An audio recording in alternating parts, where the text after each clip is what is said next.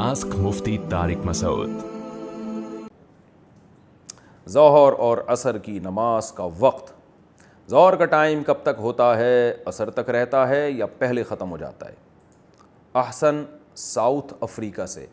لیکن جیسے ہی ظہر کا ٹائم ختم ہوتا ہے عصر کا شروع ہوتا ہے، جیسے ہی عصر کا شروع ہوتا ہے ظہر کا ختم ہوتا ہے، دونوں ملے ہوئے ہیں، جو راجح قول اور جمہور کا قول ہے۔ لیکن ظہر کا ختم کب ہوتا ہے اور عصر کا شروع کب ہوتا ہے، اس کے بارے میں فقہا کی دو رائے ہیں اور دونوں قرآن و سنت سے ثابت ہیں۔ تینوں ائمہ، امام شافعی، امام مالک، امام احمد ابن حنبل، اسی طرح حنفیہ میں جو صاحبین ہیں امام محمد، امام ابو یوسف جو امام حنیفہ کے شاگرد ہیں، ان کی رائے یہ ہے کہ ہر چیز کا سایہ جب ایک مثل ہو جائے، اور جو زوال کا سایہ ہے وہ بھی ملا کے۔ زوال کا سایہ کیا ہے؟ جب سورج بالکل سر پہ ہوتا ہے نا، تو آپ کوئی بھی چیز، یعنی آپ خود کھڑے ہو جائیں تو ایک چھوٹا سا آپ کا سایہ بنا ہوا ہوتا ہے اس وقت۔ یہ سایہ سورج ڈھلکنے سے نہیں ہوتا، بلکہ یہ سایہ اس لیے ہوتا ہے کہ سورج آپ کے بالکل سر کے اوپر سے گزرتا نہیں ہے، تو اس کو زوال کا سایہ کہتے ہیں، یعنی وہ سایہ جو زوال کے وقت ہوتا ہے۔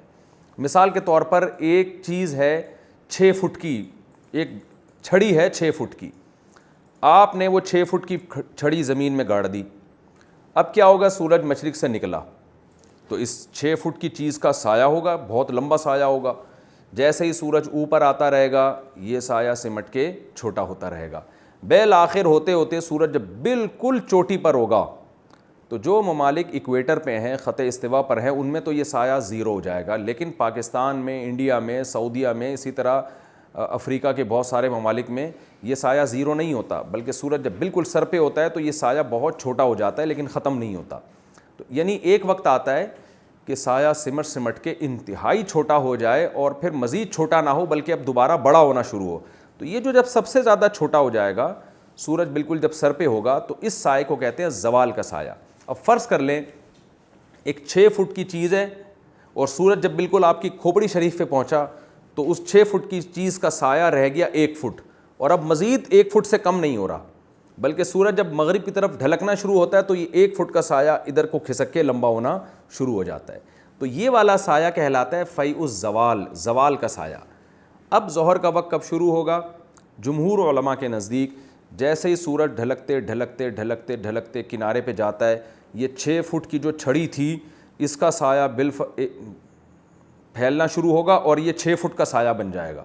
تو ابھی نہیں ہوا، بلکہ وہ 1 فٹ کا سایہ جو زوال کے وقت تھا وہ بھی اس میں ایڈ کریں گے، تو 6 فٹ پلس 1 فٹ 7 فٹ کا جب سایہ ہوگا تو یہ وہ سایہ ہے جب کہ جمہور کے نزدیک ہر چیز کا سایہ 1 گنا بڑھ گیا ہے، یعنی اس میں زوال کا سایہ نکال کے ہر چیز کا سایہ 1 گنا بڑھ چکا ہے، یعنی اتنا ہی ہو گیا جتنی وہ چیز ہے۔ تو جمہور علماء کے نزدیک ظہر کا وقت ختم ہو گیا اور عصر کا وقت شروع ہو گیا۔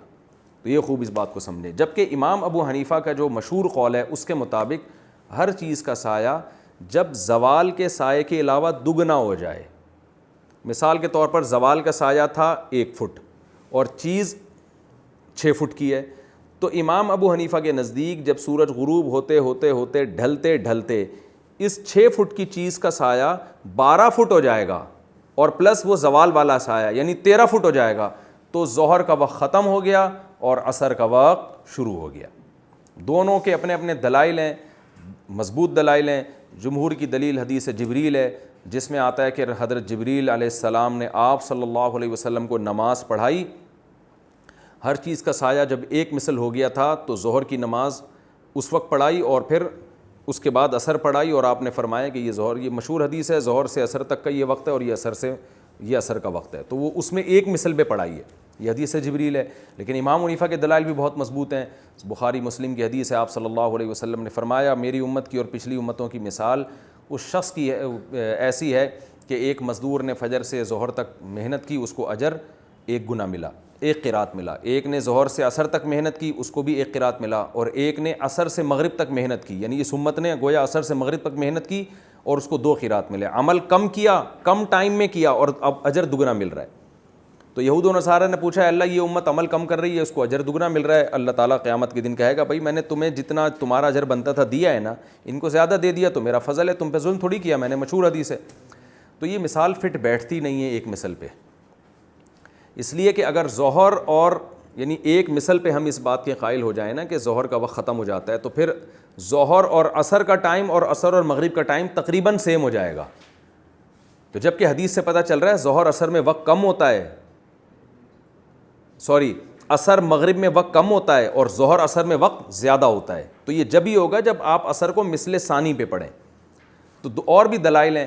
تو اس میں صحیح بات یہ ہے کہ عام حالات میں ہمیں کرنا یہ چاہیے تاکہ تمام اقوال پہ اور تمام حدیثوں پہ عمل ہو جائے، ہمیں احتیاطاً کرنا یہ چاہیے کہ ایک مثل سے پہلے ظہر ہر قیمت پہ ہم پڑھ لیں تاکہ تمام فقہا کے نزدیک ہماری ظہر کی نماز قضا ہونے سے بچ جائے، اور عصر ہم پڑھیں 2 مثل ہونے کے بعد تاکہ تمام فقہا کے نزدیک عصر ہماری درست ہو جائے. جیسے کہ ہمارے بر صغیر میں اور بہت سارے علاقوں میں عمل ہے کہ ہم عصر 2 مثل کے بعد پڑھتے ہیں.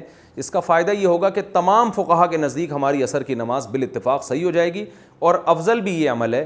افضل اس لیے کہ رسول اللہ صلی اللہ علیہ وسلم کا دوسری حدیث سے پتہ چلتا ہے کہ عام معمول یہی تھا کہ عصر میں آپ تاخیر کیا کرتے تھے، لیکن بہرحال گنجائش اس پر بھی ہے.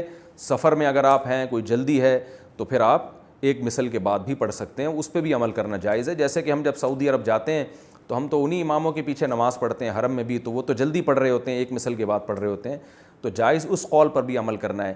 لیکن تمام دلائل میں اگر آپ تطبیق دینا چاہیں تو افضل یہی ہے جو ہمارے بلاد میں بر صغیر میں ہو رہا ہے کہ 2 مثل پہ عصر پڑھی جاتی ہے.